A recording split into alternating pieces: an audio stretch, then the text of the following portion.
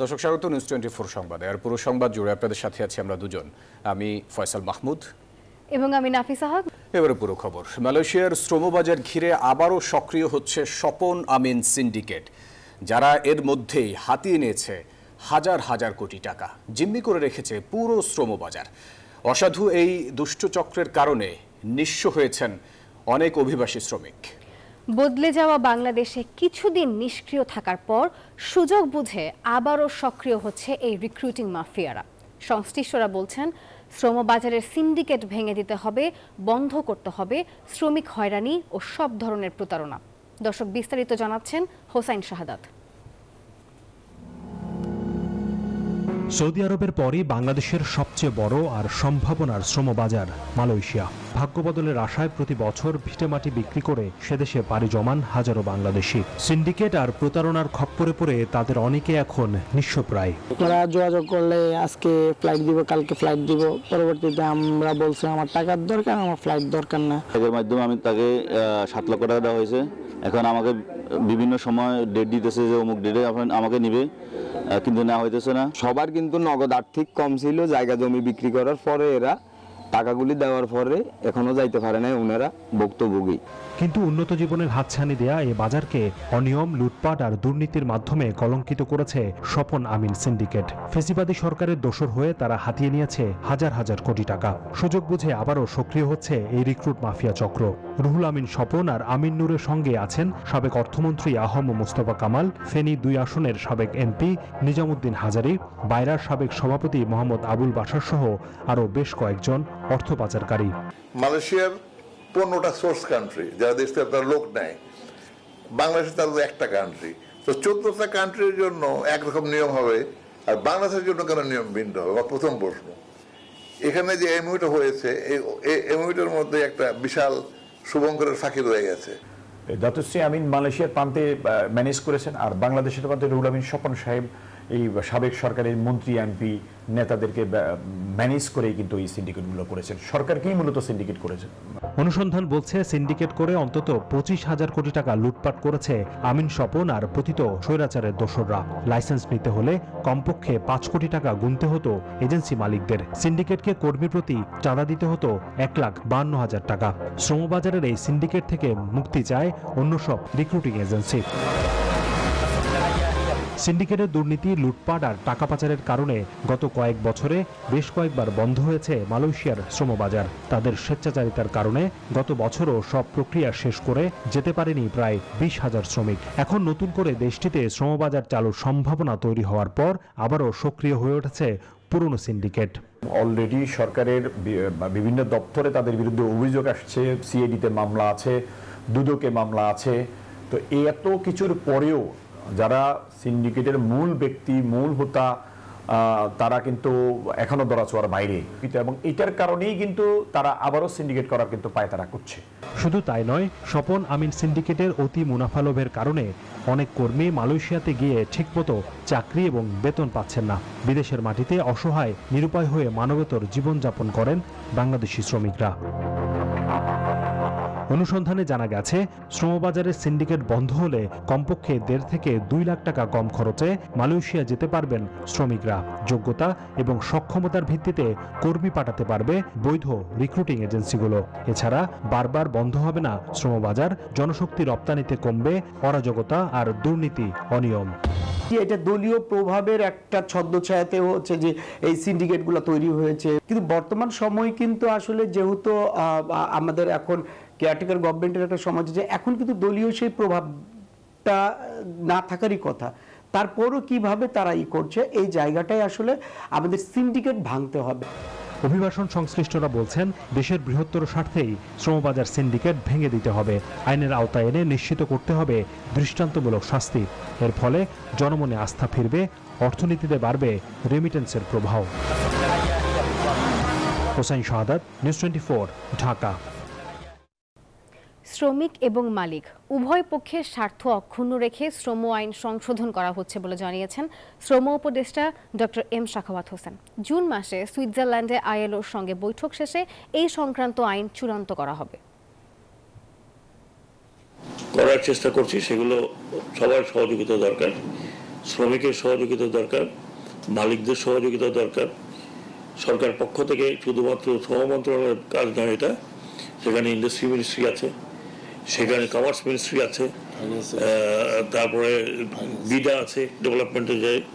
তো সবাই মিলে যদি কন্ট্রিবিউট করে তাহলে আমার পক্ষে এটা সম্ভব যে শ্রমিকদের একটু আগিয়ে নিয়ে যাওয়া। অন্তর্বর্তী সরকারের প্রধান উপদেষ্টা অধ্যাপক মোহাম্মদ ইউনুস বলেছেন, প্রতিনিয়ত যুদ্ধের হুমকি আসছে, এমন অবস্থায় নিজেরা প্রস্তুতি না নেওয়া হবে আত্মঘাতী। ভারত পাকিস্তান যুদ্ধ শঙ্কার প্রেক্ষিতে এমন মন্তব্য করেন তিনি। বিমান বাহিনীর বার্ষিক মহড়ায় তিনি বলেন, স্বাধীনতা ও সার্বভৌমত্ব রক্ষায় যে কোনো চ্যালেঞ্জ মোকাবেলায় বিমান বাহিনীকে আধুনিকায়নের প্রচেষ্টা অব্যাহত থাকবে। আকাশ বিজয় 2025 বাংলাদেশ বিমান বাহিনীর এই বার্ষিক মহড়ায় প্রদর্শন হলো বিমান বাহিনীর সামরিক প্রস্তুতি এবং কৌশলগত দক্ষতা। বাহিনীর সকল ঘাঁটি এবং ইউনিটের বিভিন্ন ধরনের যুদ্ধ বিমান, পরিবহন বিমান, হেলিকপ্টার সহ আকাশ প্রতিরক্ষার সকল প্রযুক্তির প্রদর্শিত হয় এই মহড়ায়। আকাশ যুদ্ধের বৈমানিকরা কিভাবে যুদ্ধ বিমান থেকে আক্রমণ করবেন শত্রুর বিমা অথবা হস্তান্তর করবেন রসদ, সৈন্য এবং যুদ্ধাস্ত্র, তার নিদর্শনও উঠে আসে মহড়ায়। বিমান বাহিনীর বীর উত্তম একে খন্দকার ঘাঁটিতে নিজে উপস্থিত থেকে বাহিনীর সক্ষমতা সম্পর্কে অবগত হন অন্তর্বর্তী সরকারের প্রধান উপদেষ্টা অধ্যাপক মোহাম্মদ ইউনুস। পরে বাহিনীর সদস্যদের উদ্দেশ্যে বক্তৃতা করেন প্রধান উপদেষ্টা। যে কোনো প্রয়োজনে প্রস্তুত থাকতে বাহিনীর সদস্যদের নির্দেশ দেন তিনি। এমন বিশ্বে আমরা বাস করে প্রতিনিয়ত যুদ্ধের হুমকি আমাদের ঘিরে থাকে, তো সেখানে প্রস্তুতি না নিয়ে থাকা এটা অসম্ভব হয়ে পড়ে। আমাদেরই কাছে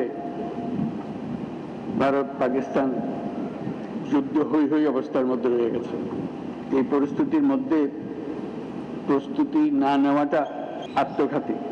কাজে আমাদের যে প্রস্তুতি, সেই প্রস্তুতি কত উচ্চ পর্যায়ে আমরা নিতে পারি সেটার চেষ্টা আমাদের থাকতেই হবে। বিমান বাহিনীর আধুনিকায়নে উদ্যোগ সম্পর্কেও জানান ডক্টর ইউনুস। দেশের সার্বভৌমত্ব ও স্বাধীনতার প্রতি যে কোনো চ্যালেঞ্জ মোকাবেলায় একটি আধুনিক ও সদাপ্রস্তুত বিমান বাহিনী গড়ে তোলার লক্ষ্যে আমাদের প্রচেষ্টা অব্যাহত থাকবে। বাংলাদেশ বিমান বাহিনী সময়োপযোগী পরিকল্পনা ও দূরদর্শী নেতৃত্বের মাধ্যমে সমসাময়িক ভূ রাজনৈতিক পরিস্থিতি ও কার্যকর আকাশ প্রতিরক্ষার পাশাপাশি বিস্তীর্ণ সমুদ্র এলাকায় নিশ্চিত নিরাপত্তা প্রদানের লক্ষ্যে কাজ করে যাচ্ছে।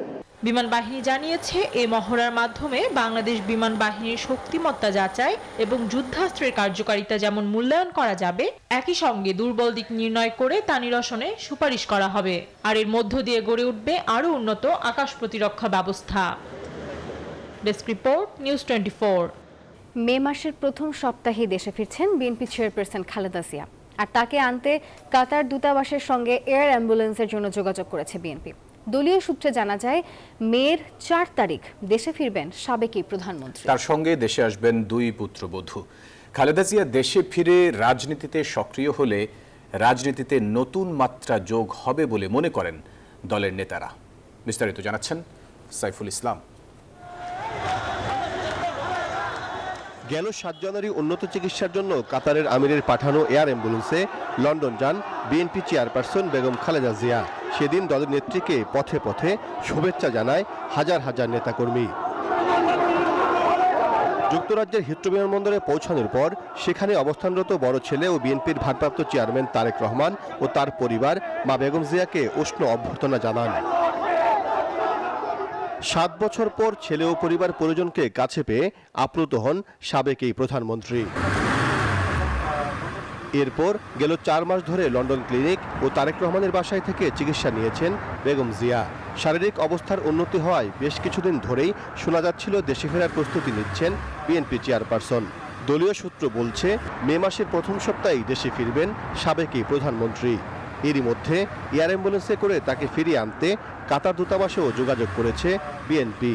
একাধিক সূত্র নিশ্চিত করেছে, দীর্ঘ 17 বছর পর দেশে ফিরবেন তারেক রহমানের স্ত্রী ডাক্তার জুবাইদা রহমান। সঙ্গে থাকবেন আরাফাত রহমান কোকুর স্ত্রী শর্মিলা রহমানও। মঙ্গলবার পররাষ্ট্র উপদেষ্টা তৌহিদ হোসেন সাংবাদিকদের সঙ্গে আলাপে জানিয়েছেন, বিএনপির আবেদনের প্রেক্ষিতে বেগম জিয়াকে দেশে ফেরাতে এয়ার অ্যাম্বুলেন্স প্রস্তুত করার কাজ করছে মন্ত্রণালয়। উনি আসবেন, শীঘ্রই আসবেন। বিএনপি চেয়ারপারসনকে বিমানবন্দরে বরণ করতে প্রস্তুতি শুরু করেছে দলটি। দলের সিনিয়র নেতারা বলছেন, সুস্থ থাকলে রাজনীতিতে সক্রিয় হতে পারেন আপোষে নেই নেত্রী। বেগম জিয়াই তো হলো এই দেশের ঐক্যের একমাত্র প্রতীক। উনি আসলে তো রাজনীতির একটা ভিন্ন মাত্রা তো পোষাবে, এটা স্বাভাবিক। একজন পালিয়ে গেছে, আর একজন না পালিয়ে সব 16 বছর ফেস করে বীরের মতো উনি বিদেশে গেছেন, আবার বীরের মতো দেশে ফিরবেন। তো মানুষ তো তার প্রতি আস্থা আছে। এদিকে বেগম খালেদা জিয়াকে দেশে আনতে 2 মে লন্ডন যাবেন বিএনপি মহাসচিব মির্জা ফখরুল ইসলাম আলমগীর। শিগগিরই বিএনপির ভারপ্রাপ্ত চেয়ারম্যান তারেক রহমানের দেশে ফেরার অপেক্ষায় এখন বিএনপি নেতারা। সাইফুল ইসলাম, নিউজ 24, ঢাকা। মানবিক করিডোর নিয়ে জাতীয় সংলাপ প্রয়োজন বলে মনে করেন এনসিপির আহ্বায়ক নাহিদ ইসলাম। বলেন, মানবিক করিডোরের বিষয়ে সিদ্ধান্ত নেওয়ার আগে রাজনৈতিক দলগুলোর সঙ্গে আলোচনা করে নেওয়া উচিত ছিল। বুধবার পল্টনে ইসলামী আন্দোলন বাংলাদেশের কেন্দ্রীয় কার্যালয়ে দলটির সঙ্গে এনসিপির সংলাপ শেষে ব্রিফিংয়ে কথা বলেন তিনি। বলেন, এ বিষয়ে রাজনৈতিক দলগুলোর পরিষ্কার কোনো ধারণা নেই। নতুন রাজনৈতিক সংস্কৃতি ও নতুন বন্দোবস্তের পথে কেউ বাধা হয়ে দাঁড়ালে তা দেশের মানুষ মেনে নেবে না বলেও জানান নাহিদ ইসলাম। এদিকে ইসলামী আন্দোলনের আমির মুফতি সৈয়দ রেজাউল করিম বলেন, সংস্কার ও বিচার ছাড়া নির্বাচনের সুযোগ নেই, আর তাই প্রথমে সংস্কার ও বিচার নিশ্চিত করতে হবে। বগুড়ার সমাবেশ চলাকালে হামলার শিকার হয়েছেন জাতীয় নাগরিক পার্টি এনসিপির উত্তরাঞ্চলের মুখ্য সংগঠক সার্জিস আলম। আওয়ামী লীগের বিচার ও রাজনৈতিক কার্যক্রম নিষিদ্ধের দাবিতে বুধবার বিকেলে শহরের শহীদ টিটু মিলনায়তন চত্বরে এই সমাবেশের আয়োজন করে এনসিপি। এ সময় সার্জিস বলেন, খুনি হাসিনা ও তার সন্ত্রাসী প্ল্যাটফর্ম আওয়ামী লীগ বাংলাদেশে আর কোনো রাজনৈতিক কার্যক্রম করতে পারে না। 5:15টার দিকে সমাবেশ চলাকালে সমাবেশ স্থলে বৈষম্য বিরোধী ছাত্র আন্দোলনের একাংশের সাথে এনসিপির কয়েক দফা মারপিটের ঘটনা ঘটে।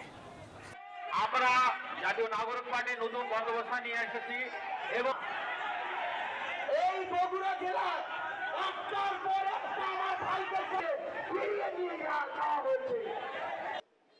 কার ভাই? শহীদ সেলিমের ভাই।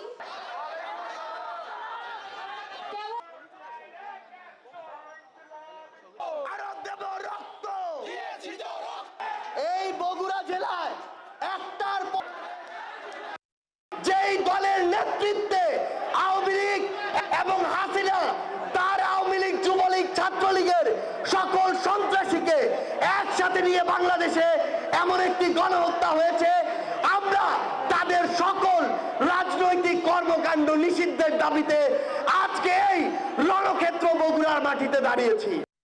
নারী বিষয়ক সংস্কার কমিশনের প্রস্তাবকে ইসলাম বিরোধী ও জনবিচ্ছিন্ন উল্লেখ করে প্রত্যাখ্যান এবং অবিলম্বে কমিশন বাতিলের দাবি জানিয়েছে ইসলামী দলগুলো।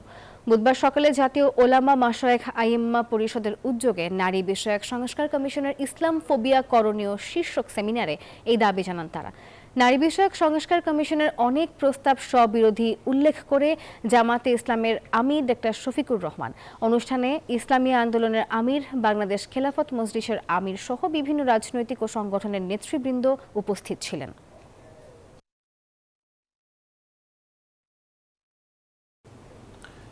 বাসার নিচে খোঁজ খবর নেয়া আর প্রতিনিয়ত করা হচ্ছে ফলো, সব মিলিয়ে আতঙ্কে আছেন আব্দুল্লাহ বিন নুরুল ইসলাম, আর এমন অভিযোগ তুলেছেন প্রথম আলোর বিরুদ্ধে। তিনি বলেন, পত্রিকাটির বিরুদ্ধে ধর্ম অবমাননার অভিযোগে আদালতে মামলার আবেদন করায় হুমকির সম্মুখীন হচ্ছেন তিনি। ঈদ শুভেচ্ছা কার্টুনে কুকুরের ছবি প্রকাশ করে দৈনিক প্রথম আলো পত্রিকা। ধর্মীয় অনুভূতিতে আঘাত লাগায় পত্রিকাটির সম্পাদক, প্রকাশক ও সংশ্লিষ্ট কন্টেন্ট ক্রিয়েটরের বিরুদ্ধে ঢাকার আদালতে মামলার আবেদন করেন নজরুল ইসলাম নামের এই ব্যক্তি।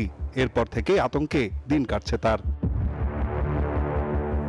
মামলার আবেদন করার পর থেকেই তার বাসার নিচে তার সম্পর্কে খোঁজ খবর নিচ্ছেন অচেনা বেশ কিছু মানুষ। বলছেন, মামলার আবেদন করার পর থেকেই পাচ্ছেন নানা প্রকার হুমকিও। তারা আমার বাসায় আশেপাশে সমস্ত জায়গায় গিয়ে বিভিন্নভাবে আমার খোঁজখবর নিচ্ছে, আমি কি করি, পারিবারিক বা অন্যান্য যত আছে গোয়েন্দা যেগুলি রাষ্ট্রদ্রোহী মামলার ক্ষেত্রে যেগুলি করা হয়, যে ওই ভিকটিমের ক্ষেত্রে যেগুলি করা হয় সেগুলি তারা ব্যক্তিগতভাবে করছে। প্রথম আলোর মতো একটি জাতীয় পত্রিকা ঈদের মতো একটি পবিত্র ইবাদতকে কটাক্ষ করতে দ্বিধা করেনি। একটি কুকুরের লোলুপ হাস্যরসাত্মক কার্টুনের সাথে মানুষের আনন্দকে চিত্রায়িত করে ঈদের পবিত্রতা এবং মুসলিম উম্মার ধর্মীয় অনুভূতিতে চরমভাবে অবমাননা করেছে পত্রিকাটি।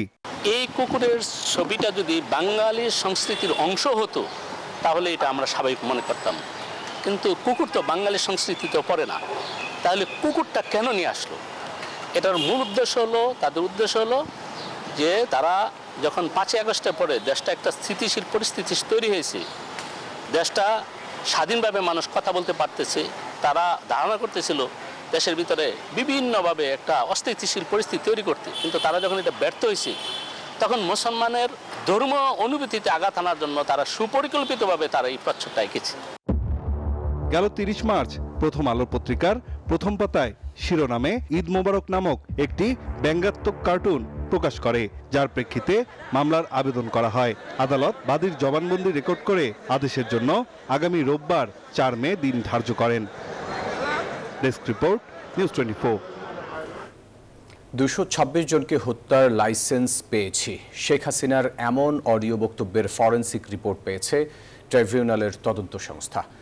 বিচারে বাধা এবং হুমকি দেওয়ার অভিযোগে শেখ হাসিনার বিরুদ্ধে কেন ব্যবস্থা নেওয়া হবে না সে বিষয়ে ট্রাইব্যুনাল রুল জারি করেছেন। আর এদিকে জুলাই আগস্টের হত্যার 8 জনের বিরুদ্ধে গ্রেপ্তারি পরোয়ানা জারি করেছেন ট্রাইব্যুনাল। গত 5 আগস্ট ছাত্র জনতার গণ অভ্যুত্থানের মুখে ভারতে পালিয়ে যান শেখ হাসিনা। সেখানে বসেই একের পর এক বক্তব্য দিয়ে আসছেন তিনি। ভারতের কাছে তার বক্তব্য প্রচার না করার অনুরোধ রাখেনি দেশটি। এমন পরিস্থিতিতে সাবেক এই প্রধানমন্ত্রীর ঘৃণা ছড়ানো বক্তব্য প্রচারের নিষেধাজ্ঞা দেয় ট্রাইব্যুনাল। এবার 226 মামলায় 226 জনকে হত্যার লাইসেন্স পেয়েছি এমন বক্তব্যের সত্যতা মেলায় শেখ হাসিনার বিরুদ্ধে আদালত অবমাননার অভিযোগ আনে প্রসিকিউশন। পরীক্ষা করে সিআইডি মতামত দেয় যে এই কথোপকথনটি শেখ হাসিনা এবং শাকিল আহমেদের মধ্যেই হয়েছে, এটা বানানো কোনো কনভারসেশন নয় এবং এটা এআই জেনারেটেড নয়। আদালত আমাদেরকে এটা শুনেছেন, শোনার পরে এই দুজনের বিরুদ্ধে অর্থাৎ শেখ হাসিনা এবং শাকিল আহমেদের বিরুদ্ধে 11-4 ধারা অনুযায়ী কন্টেম্পটের নোটিশ ইস্যু করেছেন। আগামী 15ই মে অথবা তার পূর্বে তাদেরকে সশরীরে অথবা আইনজীবীর মাধ্যমে আদালতে তাদের এই কনভারসেশনের ব্যাপারে তাদের যে কন্ডাক্ট সেগুলো ব্যাখ্যা দেওয়ার জন্য আদালত নির্দেশ দিয়েছেন। মে মাসের প্রথম সপ্তাহের মধ্যে শেখ হাসিনার বিচার শুরু হবে। প্রধান উপদেষ্টার এমন বক্তব্যের বিষয়ে জানতে চাইলে তাজুল ইসলাম বলেন, খুব শিগগিরই এ মামলার ইতিবাচক ফলাফল দেখা যাবে। বাইরে মাননীয় প্রধান উপদেষ্টা বা অন্যান্য উপদেষ্টারা যা বলছেন সেটা তাদের রাষ্ট্রীয় দৃষ্টিভঙ্গি থেকে তারা বলছেন। তদন্ত সংস্থা প্রসিকিউশন স্বাধীন এবং নিরপেক্ষভাবে তদন্ত করছে। তদন্তের প্রয়োজনে যতটুকু সময় নেওয়া দরকার তারা নিচ্ছে। শেখ হাসিনার যে মামলার কথা আপনারা উল্লেখ করেছেন তার ব্যাপারে তদন্ত সংস্থা প্রসিকিউশন সবচাইতে বেশি গুরুত্ব দিয়েছে এবং গুরুত্বের সাথে কাজ করছে। খুব সহসাই হয়তো এর রেজাল্ট আপনারা দেখতে পাবেন। এদিন স্বামীর অসুস্থতার জন্য সাবেক মন্ত্রী দীপু মনির প্যারোলে মুক্তির আবেদনের শুনানি হয়। তাকে স্বরাষ্ট্র মন্ত্রণালয়ে যাওয়ার পরামর্শ দেন ট্রাইব্যুনাল। এছাড়া জুলাই আগস্টে নারায়ণগঞ্জের হত্যা মামলায় শামীম ওসমানের ছেলে আয়ান ওসমান সহ 8 জনের বিরুদ্ধে গ্রেপ্তারি পরোয়ানা জারি হয়েছে। আর আশুলিয়ায় লাশ পোড়ানোর মামলায় গ্রেপ্তার 2 পুলিশ কর্মকর্তাকে ট্রাইব্যুনালে হাজির করতে বলা হয়েছে। নাইন আলচিকো, নিউজ 24, ঢাকা। শেখ রেহানা, সজীব ওয়াজেদ জয় ও সাইমা ওয়াজেদ পুতুল সহ শেখ পরিবারের মোট 5 সদস্যের সম্পদ ক্রোকের নির্দেশ দিয়েছেন আদালত। বুধবার আদালতের নির্দেশে তাদের নামে রাজধানীর বাড়িধারা, খুলনা ও গোপালগঞ্জে থাকা প্রায় 6 কোটি টাকা মূল্যের স্থাবর সম্পদ ক্রোকের নির্দেশ দেন। পাশাপাশি প্রশাসক নিয়োগের কথাও বলা হয়। অনুসন্ধান শেষ না হওয়া পর্যন্ত সংশ্লিষ্টরা যাতে সম্পদের মালিকানা পরিবর্তন না করতে পারে সেজন্য আদালতে সম্পদ ক্রোকের আবেদন করে দুদক।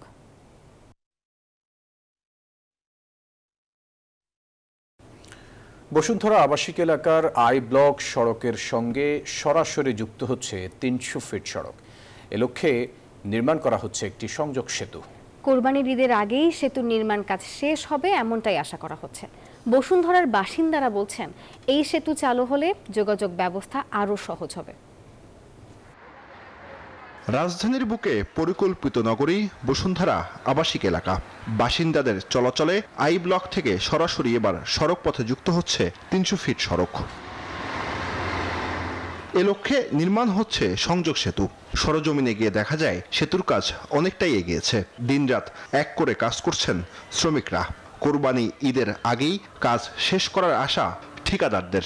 কাজের অগ্রগতি ভালো, আমরা খুব দ্রুতই শেষ করার চেষ্টা করতেছি এবং আশা করতেছি ইনশাল্লাহ কোরবানি ঈদের মধ্যে মোটামুটি শেষ হয়ে যাবে। আমাদের টপ স্ল্যাবের কাজ চলতেছে, স্ল্যাবটা হয়ে গেলে মূলত আমাদের মূল কাজ শেষ হয়ে যাবে। এই সেতু চালু হলে যোগাযোগের ক্ষেত্রে আরো স্বস্তি আসবে বলে মনে করেন বসুন্ধরার বাসিন্দারা। নিঃসন্দেহে এত বড় একটা রাস্তার দুই পাশে আর যদি এখান থেকে অ্যাক্সেস থাকে সরাসরি 300 ফিটে, এটা আমাদের জন্য অনেকটা সহনীয় হবে। আমরা স্ট্রেট ওয়ে চলে যেতে পারবো 300 ফিটে এবং আমরা যার যার গন্তব্যস্থলে পৌঁছে যেতে পারবো। পাশাপাশি কারণ আমাকে ঘুরে আসতে হবে না, আমি এখানে থাকি, আমাকে অনেক দূর থেকে ঘুরে আসতে হয়। So that is also another issue. খিলকাতার এবং এই জায়গার 300 ফিট এবং ওই প্লাস ওই পাশে লোকদের যাতায়াতের জন্য বেশ সুবিধা হবে, কারণ অনেক লোক এখানে কাজ করে, কিন্তু আসা যাওয়ার অসুবিধা। মনে করে এদিকে তো আসলে ঘুরে ওই রাস্তা দিতে লাগে, আর ওই ফাইস দিতে লাগে, তো এদিক দিয়ে তারা আসে, এদিক দিয়ে চালু, এই দিক দিয়ে সোজা চলতে পারবে। সেতুটি দ্রুত চালু করার প্রত্যাশা তাদের। বসুন্ধরা আবাসিক এলাকার সঙ্গে 300 ফিটের এই কানেক্টিং ব্রিজটি চালু হলে বসুন্ধরায় বসবাসকারী মানুষের একই সঙ্গে বাঁচবে সময়, সেই সঙ্গে দ্রুত যাতায়াত আরও সহজ হবে। তাই এই ব্রিজটি দ্রুত চালু করার দাবি এলাকাবাসীর। জুবায়ের সানি, নিউজ 24, ঢাকা। ভেদাভেদ ভুলে নতুন করে সমাজ গঠন করার তাগিদ দিয়েছেন বিএনপি মহাসচিব মির্জা ফখরুল ইসলাম আলমগীর। বুধবার দুপুরে ঠাকুরগাঁও পৌর শহরের মন্দির পাড়ার আজকাল গোটা পৃথিবী কেমন যেন একটা ডিভাইসিভ হয়ে গেছে, বিভক্ত হয়ে গেছে। হিংসা, প্রতিহিংসা, হানাহানি, এটা গোটা পৃথিবীময় চলছে। এটাকে থেকে বেরিয়ে আসার একমাত্র পথ হচ্ছে সত্যিকার অর্থে মানুষের মধ্যে ভালোবাসা সৃষ্টি করা। অর্থ বাণিজ্য সংবাদ।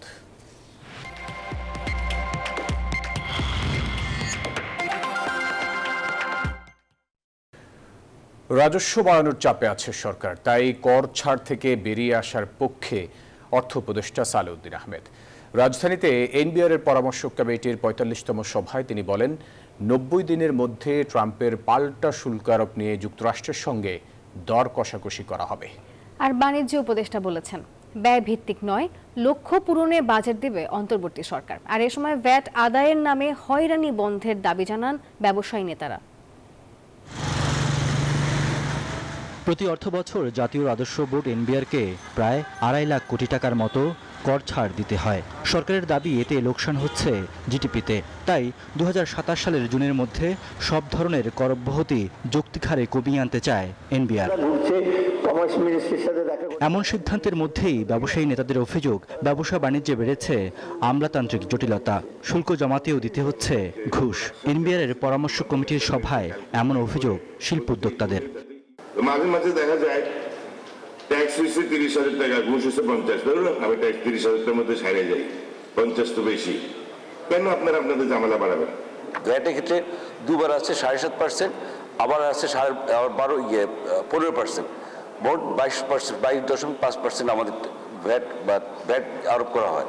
ভ্যাটের কিছু ওই যে 6.5, 6.3 আরও কোন কিছু ফর্ম দেওয়া আছে যেগুলো আমাদেরকে মেনটেন করতে বলা হয়, কিন্তু আমি কখনোই এটা বুঝতে পারি নাই বা এনবিআর বা কেউ আমাদেরকে এটাকে বুঝায় নাই যে কেন এটা রাখতে হবে। এ সময় উপস্থিত অর্থ উপদেষ্টা বলেন, আগামীর অর্থনৈতিক বাস্তবতা মোকাবেলায় রাজস্ব বাড়ানোর বিকল্প নেই। যুক্তরাষ্ট্রের শুল্ক ইস্যুতে উপদেষ্টা জানান, 90 দিন পর দেশটির কাছ থেকে আরও সময় চাওয়া হবে। রেয়াতের যুগ চলে গেছে, কিন্তু I am in mood of eliminating most of the exemptions. এটা আমরা অনেক প্রেশারে আছি, আমাদের রাজস্ব বাড়াতে হবে, আবার ওইদিকে আমার সরকারও চালাতে হবে, আপনাদেরকেও ইনসেন্টিভ দিতে হবে, সেখানে তো টাকা পয়সা দরকার। এর দেওয়া মানে তো ওই আয়টা আমরা পাবো না।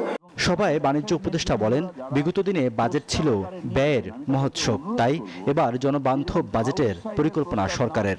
আমাদের বাজেটটাই করা হতো ব্যয়ের মহোৎসব করার জন্য। আমরা কিন্তু আমাদের অন্তর্বর্তীকালীন সরকারের উদ্দেশ্য বাস্তবতার ভিত্তিতে একটা বাজেট তৈরি করা। এ সময় প্রত্যক্ষ কর আদায় বাড়ানোর উপর জোর দেন এনবিআর চেয়ারম্যান। আমাদের 2/3 আসে ইনডাইরেক্ট ট্যাক্স থেকে এবং 1/3 আসে হচ্ছে ইনকাম ট্যাক্স থেকে। তো অথচ ডেভেলপ কান্ট্রিতে ঠিক উল্টো চিত্র, সব ট্যাক্সই কিন্তু আসে হচ্ছে ইনকাম ট্যাক্স থেকে। এদিকে আগামী বাজেটে সাধারণ করদাতাদের জন্য বার্ষিক করমুক্ত আয়সীমা 4.5 লাখ টাকা করার প্রস্তাব করেছে এফবিসিসিআই, যা এখন 3.5 লাখ টাকা। আয়কর আইনের 195 ধারা। রিয়াদ সুমন, নিউজ 24, ঢাকা। দেশের অন্যতম বৃহৎ বিজ্ঞাপনী সংস্থা এশিয়াটিক মার্কেটিং কমিউনিকেশনস লিমিটেডের সব ব্যাংক ও নন ব্যাংক আর্থিক প্রতিষ্ঠানের হিসাব স্থগিত করার ঘটনায় উদ্বেগ প্রকাশ করেছে টেলিভিশন মালিকদের সংগঠন association of television channel owners অ্যাটকো। বুধবার অ্যাটকোর নির্বাহী পরিষদের এক জরুরি সভায় এই উদ্বেগ প্রকাশ করা হয়। পরে সংগঠনের সভাপতি অঞ্জন চৌধুরী স্বাক্ষরিত এক সংবাদ বিজ্ঞপ্তিতে বলা হয়, সম্প্রতি এশিয়াটিক গ্রুপের প্রাতিষ্ঠানিক ব্যাংক অ্যাকাউন্ট স্থগিতের কারণে দেশের সব টেলিভিশন চ্যানেল আর্থিকভাবে ক্ষতিগ্রস্ত হচ্ছে। বিষয়টি নিয়ে অ্যাটকোর নির্বাহী পরিষদ গভীর উদ্বেগ প্রকাশ করছে এবং দ্রুততম সময়ে বিষয়টির সমাধানে সরকারের হস্তক্ষেপ কামনা করছে।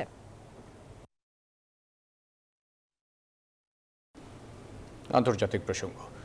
24 থেকে 36 ঘন্টার মধ্যে পাকিস্তানে আক্রমণ করবে ভারত, এমন আশঙ্কা ইসলামাবাদের। সতর্ক করেছে, পাকিস্তান প্রথম হামলা না করলেও পিছুও হটবে না।